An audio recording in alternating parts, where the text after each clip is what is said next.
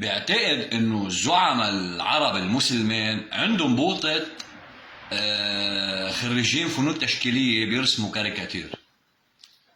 بس يحسوا انه الشعب العربي والمسلم بالمنطقة هون استيقظ وصار عنده وعي وبدوا يحاسبهم، بيشمطوهم تليفون لهالجماعة العصابة بيقولوا لهم يابا فقعونا رسمي على الماشي، تيك تيك تيك تيك تيك ولع الشارع العربي. عرفت كيف؟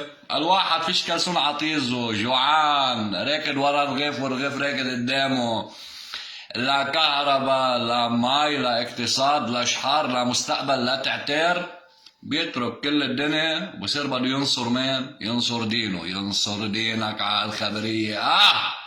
حلو الواحد ينصر دينه بس مش بشحاطة بلاستيك مقطشة من قدامه أصابيعه كلها مكسرة ضفيره مكسرين طايرة اجره ماكلت له اياها الغرغرينة من الجوع، من الجوع وقلة الحمام والتلاسيميا اللي عم تاكل له جلده. حلو الواحد ينصر دينه بس مش بهاي الطريقة. فينصر دينكم روق شوي لأنه هذه القصة كلها بروباغندا اسمها. يعني بدنا نخفف مياس، بدنا نفتح دماغنا ندفة.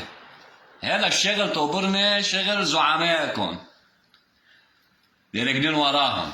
يلا يلا